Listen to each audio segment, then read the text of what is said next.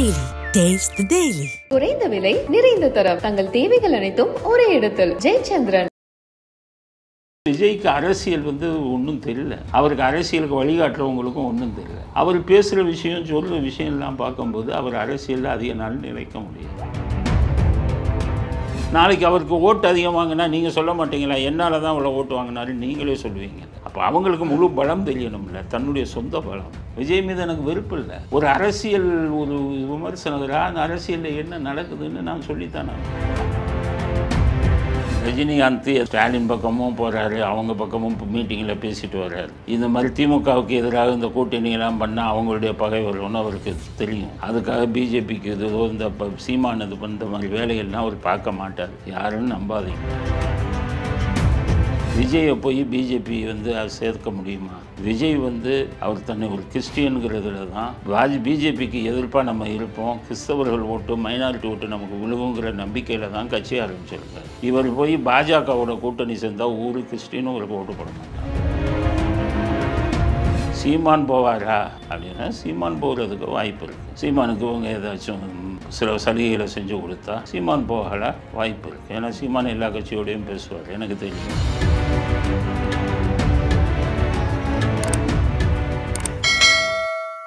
வணக்கம் சார். வணக்கம்.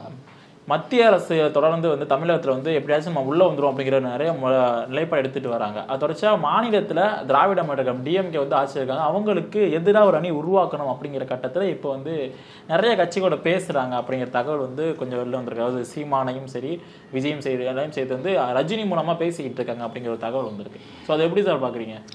ரஜினிகாந்த் எதுலேயுமே தலையிட மாட்டார், புரிஞ்சுக்காங்க. அவர் ஆட்சிக்கு கட்சி ஆரம்பித்து விட்டுட்டு ஓடிட்டார்.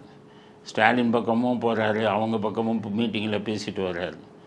இந்த மாதிரி திமுகவுக்கு எதிராக இந்த கூட்டணியெல்லாம் பண்ணால் அவங்களுடைய பகை வரும்னு அவருக்கு தெரியும். கழுவுற மீனில் நழுவுற மீனும்பாங்க, அது ரஜினிகாந்துக்கு தான் பொருந்தும். அவர் ஒதுங்கிட்டு இருக்கார். அதுக்காக பிஜேபிக்கு ஏதோ இந்த சீமான் இது பண்ணுற மாதிரி வேலைகள்லாம் அவர் பார்க்க மாட்டார். யாருன்னு நம்பாதீங்க.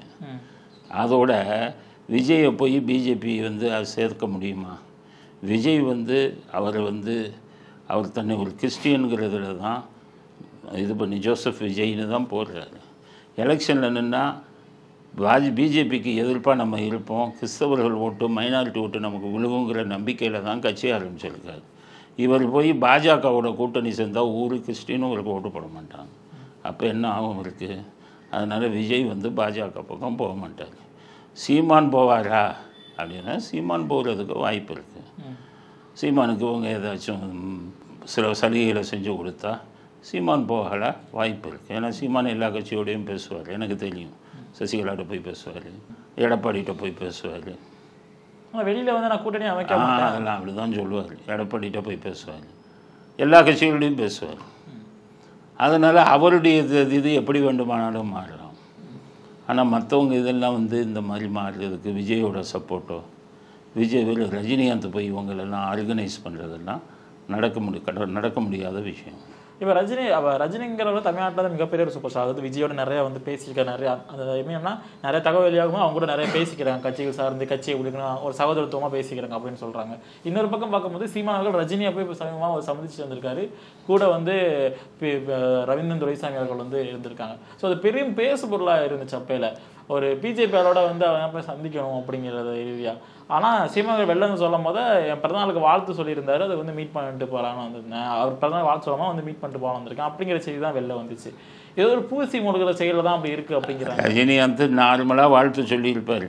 சீமானுக்கு அந்த டைமில் கட்சியில் பிரச்சனைகள் இருந்ததுனால போய் பார்த்துருப்பார், அவ்வளோதான். அதனால் சீமான் போய் பார்த்து ரஜினிகாந்தை மாற்ற முடியுங்கிறதெல்லாம் கனவு. அது நடக்கவே நடக்காது. ரஜினிகாந்த் தெளிவாக இருக்கார். அவர் முடிவு பண்ணிட்டார், இனி அரசியலுக்கு நமக்கு ஒத்து வராது. எவ்வளோ நாள் இருக்கமோ சினிமாவில் நடிப்போம், சினிமாவிலேயும் ஒரு படம் நல்லா ஓடுதோ வருமானம் வருது, எதுக்கு அனாவசியமான டென்ஷன்? அவருக்கு உடல்நிலை வேறு சரியில்லை. மாற்று கிட்னி அறுவை சிகிச்சைலாம் பண்ணவர் 2016 பண்ணார். 9 வருஷம் இருக்கிறதே பெரிய அதிசயம். அவருக்கு கடவுள் ஆயிலையும் கொடுத்து பேர் போல கொடுத்துருக்கான. இதெல்லாம் விட்டுட்டு அரசியலுங்கிற சாக்கடையில் எவனாச்சும் வருவான், முட்டாள் கூட வரமாட்டான். நல்ல மாலுங்க பேசுவாங்க. அதனால் ரஜினிகாந்த் இந்த பக்கமே வரமாட்டார். ரஜினிகாந்துக்கு மேலே ஒரு குற்றச்சாட்டு வைக்கக்கூடாது. அவர் வந்து அரசியலுக்கு வந்து நான் வரேன்னு சொல்கிறது காரணம் பிஜேபி மேலே இருந்து இயக்கணுனால தான் தமிழ்நாட்டில். ஏன்னா திமுக அதிமுக தாண்டி அதனால் வந்து வேற ஒரு ஆளை கொண்டு வரதுக்கு ரஜினிகாந்த் தான் உதவுவார் அப்படிங்கிறது தான் சொல்லப்பட்டது. அதெல்லாம் உங்களுக்கு இப்போ திமுகவை தூக்கிட்டு வேற ஆளை கொண்டு வரணும்னு பிஜேபி கனவெல்லாம் சும்மாங்க. பிஜேபி அவனுக்கே ஒத்துழைப்பு கொடுத்துக்கிட்டு இருக்காங்க. கருணாநிதியை தூக்கி பிடிக்கிறாங்க. அவங்க அதெல்லாம் கிடையாது. பிஜேபிக்கு சென்ட்ரல் கவர்மெண்ட்டு தான் மெயின். ஸ்டேட் பாலிட்டிக்ஸை பற்றி கண்டுக்கவே மாட்டான். மத்திய அரசாங்கத்தில் அவன் பிரதமர் ஆகணும், ஆட்சியை பிடிக்கணும், இது ஒன்று தான் அவங்க கனவு. அது முடிஞ்சிட்டா ஸ்டேட்டுக்கு சட்டசபை தேர்தலை பற்றியெல்லாம் கண்டுக்கவே மாட்டாங்க அவங்க. அதுதான் உண்மை. யார் ஜெயிச்சா என்ன அவங்களுக்கு? இப்போ 23 MP ஸ்டாலின்ட்டு இருக்குது. அவர் தயவு வேணும், அவரை பகிச்சுக்கக்கூடாது, அவருக்கு வேண்டிய சலுகைகளை செஞ்சு கொடு. இதுதான் அரசியல். அப்போ நிச்சயமாக திமுக எதிராக திரும்பாது பாஜக. இப்போ எப்போவுமே திரும்ப மாட்டாங்க. நமக்கு இதுவே அதுதானே. திமுகவுக்கு ஆதரவாக தான் அவங்க செயல்படுவாங்க. ஜெயலலிதா இருக்கிறவரே ஜெயலலிதாவுக்கு பயந்தார் மோடி. ஜெயலலிதா போனதோட அவருக்கு குளிர் விட்டுச்சு. சரி, நீ யாரை நீங்கள் அங்கே யாருக்காச்சு வந்து இதில் ஸ்டேட்டில் பெரிய பவர்ஃபுல் லீடர் இல்லை, ஸ்டாலினை பிடிச்சிக்குவோம் அப்படின்னு பிடிச்சிட்ருக்காரு. இப்போ விஜய் அவர்கள் வந்து கட்சி ஆரம்பிச்சது இவ்வளோ தூரம் ஒரு பயணிச்சுக்க ஒரு இடம் காலமாக போயிடுது. ஃபஸ்ட்டு சீமா அவர்கள் வந்து நான் என் தம்பியோட கூட்டணி சேருவேன் அப்படின்னு சொல்லிட்டு இருந்தார். ஆனால் அந்த கொள்கைகள்லாம் அறிவிக்கும் பொழுது அவர்களும் ஒரு முரண்பாடு ஏற்பட்டுருச்சு. அந்த முரண்பாடில் 2 பேரும் கட்சியில் நாங்கள் 2 பேரும் சேர்ந்து பயணிக்கிறது இப்போதைக்கு இல்லை அப்படிங்கிறாங்க. இவங்களோட இந்த ஒரு அரசியல் எப்படி சார் பார்க்குறீங்கன்னா? ஒரு தீர்மானம்லாம் அவர் ஒரு அரசியலுக்கு வந்துட்டார் அப்படியெல்லாம் எதிர்பார்க்கலாமா? புதுசாக கட்சியை ஆரம்பித்தவங்க முதல் எலெக்ஷனில் தனியாக நின்று தன்னுடைய பலத்தை நிரூபிக்கணும்னு தான் நினைப்பாங்க. எடுத்த உடனே கட்சி ஆரம்பித்த உடனே தன் பலம் என்னன்னு தெரியாமல் கூட்டணி சேருவாங்களா? நீங்கள் சீமான் அப்படி எதிர்பார்த்தா அது தப்பு. உங்களுக்கு அரசியல் தெரியலன்னு தான் அர்த்தம். எப்படி நீங்கள் ஒரு புதுசாக கட்சி ஆரம்பித்தவர் அவருடைய பலத்தை நிரூபிக்காமல் உங்களோட ஒரு கூட்டணி வந்து சேருவாங்கன்னு நினைக்கிறீங்க? நாளைக்கு அவருக்கு ஓட்டு அதிகம் வாங்கினா நீங்கள் சொல்ல மாட்டீங்களா? என்னால் தான் அவ்வளோ ஓட்டு வாங்கினாரு நீங்களே சொல்லுவீங்கல்ல. அப்போ அவங்களுக்கு முழு பலம் தெரியணும்ல, தன்னுடைய சொந்த பலம். அதனால் அவங்க தனியாக தான் வேணா சின்ன சின்ன கட்சிகளை வேணால் ஒரு கூட்டணி சேர்ந்துக்கலாம். அதோட விஜய்க்கு அரசியல் வந்து ஒன்றும் தெரியல. அவருக்கு அரசியலுக்கு வழிகாட்டுறவங்களுக்கும் ஒன்றும் தெரியல. அவர் பேசுகிற விஷயம் சொல்கிற விஷயம்லாம் பார்க்கும்போது அவர் அரசியலில் அதிக நாள் நிலைக்க முடியாது. திமுகவுடைய எதிர்ப்பு இதில் தான் அவர் கட்சி நடத்தணும். திமுகவுடைய எதிர்ப்பு அரசியல் தான் அவர் பண்ணணும். திமுகவுக்கு கூஜா தூக்குற மாதிரி வந்த உடனே ஒன்றிய அரசுன்னு திமுக சொல்கிறபடி பேசுனீங்கன்னா நீங்கள் திமுகவின் ஏஜென்ட்டுன்னு தானே முடிவு பண்ணுவாங்க. அம்பேத்கர் படத்தை வச்சிங்க மாநாட்டில் ரைட்டு, ஈவேரா படத்தை வச்சிங்கன்னா நீங்கள் திமுகவோட ஏஜென்ட்டுன்னு தான் புரிஞ்சுக்குவானே. அவன் ஓட்டு போடுவான் உங்களுக்கு. திமுக எதிர்போட்டு உங்களுக்கு விழுகாது. அவருக்கும் சுத்தமாக அரசியல் தெரியல. விஜய் வருங்காலத்தில் மிகப்பெரிய அரசியல் சக்தி வருவார்னு யாரும் நம்பாதீங்க. விஜய் மீது எனக்கு வெறுப்பு இல்லை. ஒரு அரசியல் ஒரு விமர்சனகராக அந்த அரசியலில் என்ன நடக்குதுன்னு நான் சொல்லித்தானே. அவருடைய கூட்டணி பலம் அப்படிங்கிறது கூட்டணி அந்த வியூகம் இனிமேல் வரக்கூடிய காலத்தில் அவர் வந்து மேடையிலே சேர்ந்தார். மாநாட்டு மேடையிலே கூட ஒரு விஷயத்த எந்த ஒரு புது கட்சி ஆரம்பித்தவன்லாம் தனியாக நின்று தாங்க ஆரம்பிப்பான். எம்ஜிஆருக்கு கட்சி ஆரம்பித்தார், திண்டுக்கல் எலெக்ஷன் வச்சது கூட்டணியாக வச்சார். அவருடைய தனி பலம் என்ன? 1974 77 சட்டசபை தேர்தல் நடந்தது. தனியாக நின்று தான் அவர் ஆட்சிக்கு வந்தார். அப்படித்தான் அவர் முயற்சி செய்யணும். இவருக்கு அரசியல் ஞானம் இருந்தால். இவருக்கு அரசியல் ஞானம் இருக்கிறதா எனக்கு தெரியல. எடுத்தோடனே கூட்டணின்னு பேசினா உங்களுக்கு அரசியல் தெரியலன்னு தான் அர்த்தம். விஜயா இருந்தாலும் சரி, சீமா அவர்களாக இருந்தாலும் சரி, இருவருமே மத்திய அரசுக்கு அது பாஜகவிற்கு ஒரு எதிர்ப்பு சக்தியாக தான் தமிழ்நாட்டில் வந்து சொல்கிறாங்க. அவங்க விஜய் அவர்கள் கூட எங்களுடைய கொள்கை எதிரி வந்து பாஜக அப்படின்னு சொல்கிறாரு. சீமா அவர்கள் வந்து இந்த பாஜக எதற்குமே ஆகாது, எங்கள் தமிழ்நாடு தனி நாடு அப்படிங்கிறாரு. அவங்க எப்படி வந்து பிஜேபியோட அண்டி போவாங்க? பிஜேபி மேலே கோபம் இருந்தால் சீமான் வந்து பிஜேபியை தாக்கலாம். பிஜேபி மேலே கோபம் இருந்தால் தனிமலைநாடு தனி நாடுன்னு நீங்கள் சொன்னீங்கன்னா அதை ஏற்றுக்கொள்ள முடியாது. எங்களை போன்றவர்கள் ஏற்றுக்கொள்ள மாட்டோம்.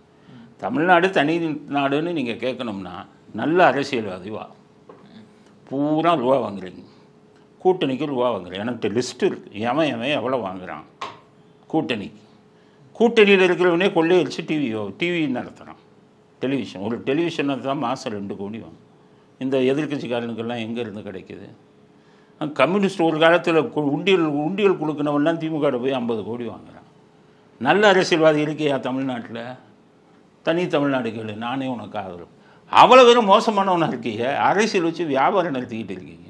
உங்கள் கையிலலாம் நாட்டை பிரித்து தனியாக கொடுத்தா என்ன ஆகும் சொல்லுங்கள்? அதனால் தமிழ்நாடு குட்டிச்சோராயிடும் இன்றைக்கி இருக்கக்கூடிய. இப்போ திமுக எதிர்ப்பு சக்தி அப்படிங்கிறதுக்கு தமிழக அரசியலில் மாற்று கட்சி ஏதாச்சும் இருக்கக்கூடிய கட்சிகளோ அது ஒன்றிணைக்க வாய்ப்புகள் எதுவும் இருக்கிறதா? வாய்ப்பு வரும். அன்றைக்கெல்லாம் திமுக அராஜகத்தின் உச்சிக்கு போகும்போது எம்ஜிஆர் வெளியில் வந்து ஒரு கட்சி ஆரம்பித்தார், மாற்று சக்தி வந்தது. அதுக்கப்புறம் அதிமுகங்கிறது பல வருஷம் ஆண்டாங்க. அது மாதிரி ஒரு மாற்று சக்தி வரும். விஜய் வந்தோடனே எல்லாம் நினைச்சாங்க திமுகவுக்கு மாற்று சக்தின்னு. ஒன்றிய அரசுன்னு போர்வையில் வந்தார், நம்பிக்கை போயிடுச்சு. ஈவரா ஃபோட்டோ தூக்கிட்டு கட் அவுட்டை தூக்கிட்டு வந்தார். சரி அவ்வளோதான், இது வந்து திமுகவுடைய ஏஜென்ட்டுன்னு தான் நினச்சாங்க. மாற்று சக்தி உருவாகணும் அப்படிங்கிறது தான் தமிழ்நாட்டு மக்களுடைய. அதுக்கு வந்து இன்னும் தலைவர்கள் வரல, நல்ல தலைவர்கள் வரல. தமிழ்நாட்டில் இருந்த அரசியல்வாதிகள்லாம் எத்தனை பேர் எளிமையில் இருந்தாங்க. காமராஜர் ஒரு பாவம் சாதாரண வேஷ்டி சட்டை போட்டவர் தானே. அண்ணாதுரை எப்படி இருந்தார்? எளிமையாக தானே இருந்தார், சம்பாதிக்கலையா. எம்ஜிஆர் எப்படி இருந்தார்? அவர் சொத்தை மற்ற மக்களுக்கு கொடுத்துட்டு போனார். யாருமே பெரிய லெவலு பாதிக்கலை. அப்போ நீங்கள் உங்களை மாதிரி இன்றைக்கி இருக்கிற அரசியல்வாதி எப்படி இருக்கீங்க? எல்லாம் 1000 கோடியில் போயிட்டீங்களே, 5000 கோடி போயிட்டீங்களே, 10,000 கோடி போயிட்டீங்களே. ஆட்சியில் இருக்கிறவன் தானே, எதிர்கட்சியில் இருக்கிறவனும் பணம் வாங்குறீங்க. உங்களெல்லாம் நம்பி நாட்டை பிரித்து கொடுத்தா நாடே விற்றுட்டு போயிடுவீங்களா இல்லையா? அதுதான் என்னுடைய இது. இப்போ வந்து நீங்கள் அதிமுக இடையில ஒரு பேச்சு, மிகப்பெரிய பேச்சு இருந்துச்சு, அதிமுகவுடன் விஜய் கூட்டணி. ஏன்னா மக்கள் எல்லாரும் எப்படி பார்த்தாங்கன்னா அதிமுக பாஜக எதிர்க்கிறாங்க, விஜயவுக்கும் பாஜக எதிர்க்கிறாங்க அப்படிங்கிற ஒரு இதை நிலைப்பாடு தான் இருந்துச்சு. இவங்க வந்து இந்த ஒரு கூட்டணி அமைவதற்கு எப்படி சார் வாய்ப்புகள் இருக்குமா? அதிமுகவில் இருக்கிற எடப்பாடி அவர் முதலமைச்சர் ஆகணும் அப்படிங்கிற இதில் இருக்கார். ஏற்கனவே முதலமைச்சராக இருந்திருக்கார். அவர் முதலமைச்சரை விட்டு கொடுப்பாரா? விஜய் வந்து தான் முதலமைச்சராகி ஆட்சியை பிடிக்கணும்னு தான் வர்றாரு. அவர் வந்து முதலமைச்சர் பதவி விட்டு கொடுப்பாரா? அப்போ அதிமுக விஜய் கூட்டணிக்கு வாய்ப்பே இல்லையே. முதலமைச்சர் பதவியை ஒருத்தருக்கு விட்டு கொடுக்க மாட்டாங்க. இப்போ நீங்கள் வந்து விஜய் அவர்கள் வந்து மத்திய அரசு எதிர்க்கிறார் அப்படிங்கிற பேச்சு தான் இப்போ அவர் வந்து மத்திய அரசு எதிர்க்கிறார், நேரடியாக எதிர்க்கிறார். ஆனால் அவர் ஒருவேளை திமுக எதிர்க்கிறாருன்னா ஒருவேளை பிஜேபியோட கூட்டணி சேருவாரோ, இல்லை பிஜேபிக்கு வந்து அனுசரித்து பிஜேபி வந்து அனுசரித்து அவர், நான் சொல்கிறேன் திமுக எதிர்க்கிறது அப்புறம் இருக்கட்டும், ஸ்டாலின்கிற பேரை சொல்லி அவரை தாக்கி பேச சொல்லுங்க. விஜய் உதயநிதிங்கிற பேரை சொல்லுங்க. பேரை சொல்லவே பயப்படுறார். திமுக அம்பர் அப்படியே பட்டும் படாமல் இவங்கெல்லாம் அரசியலுக்கு வந்து இப்போ நடத்த முடியுமா? ஆளுங்கட்சியை எதிர்க்கக்கூடிய மனதைரியம் இருக்கிறவன் தானே அரசியல் பண்ண முடியும் தமிழ்நாட்டில். நீ ஆளுங்கட்சி பேரையும் சொல்வதில்லை. நீங்கள் மோடி பேருன்னா அவர் சொல்ல என்ன எத்தனை வருஷம் ஆகும்? இன்னும் ஒரு படம் நடிக்கணும்ல. இன்கம் டேக்ஸ் எல்லாம் பெண்டிங் இருக்குது, வந்து தீட்டி போடுவான். இன்கம் டேக்ஸில் 200 கோடி வாங்கிட்டு 50 கோடின்னு கணக்கு அமைக்கிறீங்க. அந்த 150 கோடியும் பிடிச்ச ஃபைன் அடிச்சிடுவான். அங்கே பயம், இங்கே இது ரவுடி கூட்டம், இவங்க இதை வச்சு அடிப்பான். அதனால தான் வெளியில் போகவே பயப்படுறாரு. வெள்ளம் பாய்ச்ச பகுதியில் வெளியில் போய் கொடுக்காம பனையூரில் வச்சுக்கிட்டு நிவாரணப் பொருட்களை கொடுக்குறாரு. காரணம் திமுககாரன் வளர்ப்பான். திமுககாரனுக்கு உள்ள பயப்படுறாளுங்க. எதுக்கு அரசியலுக்கு வர்றீங்க? அரசியல்னால் எதிர்த்து தான் பண்ணணும், எல்லா வேலையும் தான் பண்ணுவான். விஜய் எதிர்க்கவில்லை. ஆமாம், விஜய் 2 பேரையும் முதலமைச்சர் ஸ்டாலின்னு சொல்லி தாக்கின ஒரு அறிக்கை எடுங்க. ஜெயலலிதா எதிர்த்தாங்க, கார் போச்சு, லாரி வச்சு மோதினாங்க. அதையும் மீறி ஒன்று விட மாட்டேன்டான்னாங்க. 89-90 சட்டசபையில் வச்சுக்கிட்டு சேலையை கிழிச்சான், ஜாக்கெட்டை கிழிச்சான். அந்தம்மா அதுக்கும் ஒன்று விட மாட்டேன்னான்னு சொல்லி இருந்து தான் அரசியலுக்கு வந்தாங்க. அதுதான் எதிர்ப்பு. அப்படி தான் எம்ஜிஆர் வந்தார். என்ன வேலை பண்ணாங்க தெரியுமா? அவருக்கு அவர் படம் வர தியேட்டரையே அடிச்சு நொறுக்குனான். நெகட்டிவையே கொளுத்துவன்னு ஏற்பாடு பண்ணான். நெகட்டிவாக பாம்பேயில் கொண்டு போயிட்டு அங்கேருந்து வந்து படத்தை உலகம் சுற்றுவாளி பண்ண ரிலீஸ் பண்ணார். எவ்வளோ பிரச்சனைகளை சந்தித்தார் கருணாநிதி எதிர்த்ததுனா. அது மாதிரி எதிர்த்து பேசவே பயப்படுறாள். நீ எங்கே வந்துக்கிட்டு திமுகவுக்கு எதிர்ப்பாக கொண்டு வராங்க. சும்மா விஜய் வந்து திமுகவோட ஏஜென்ட்டு தாங்க. எதிர்த்து போராட்டத்துக்கு போ. என்ஜினியரிங் காலேஜ் இது வந்துருச்சு, உங்கள் கட்சியை கூட்டிகிட்டு அங்கே போய் நின்று ஸ்டாலின் வீட்டுக்கு முன்னாடி போராட்டம் பண்ண, உண்மையான குற்றவாளியை கண்டுபிடின்னு போராட்டத்தில் உட்காருங்க. ஆளுநர் சந்திச்சு மனு கொடுக்குறாரு. ஆளுநர் சந்திச்சு மனு கொடுக்கறது எல்லா பெண்களுக்கும் பாதுகாப்பு வேண்டுமா? கிண்டி என்ஜினியரிங் காலேஜில் ஒரு பெண்ணு பாதிக்கப்பட்டிருக்கு. அந்த பெண்ணை அந்த சாருங்குது இவங்க யாருக்கோ ரெடி பண்ணி கொடுக்குறாங்கன்னு இவ்வளோ பேச்சு நடக்கும்போது அந்த குறிப்பிட்ட பெண்ணுக்கான ஒரு ஆதரவை தான் நீ தெரிவிக்கணும். நீ வந்துட்டு எல்லா பெண்களுக்கும் பாதுகாப்பு வேண்டும்னா அப்போ இந்த கேஸ் என்னாச்சு? இந்த கேஸை பேச பயப்படுறேன்னு தானே இருக்கா? குறிப்பிட்டு பேசு. அந்த தைரியம் இல்லையா? அதனால தான் நாங்கள் சொல்கிறோம், விஜய் எல்லாம் ஒரு மாற்று சக்தியாக உருவாக முடியாது. காரணம் பயந்தாங்கொழியாக இருக்காரு. கூட்டணிக்கு வாய்ப்பு கிடையாது.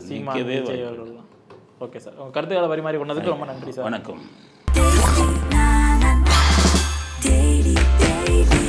Taste Daily. Taste the Daily. குறைந்த விலை நிறைந்த தரம் தங்கள் தேவைகள் அனைத்தும் ஒரே இடத்தில் ஜெயச்சந்திரன்.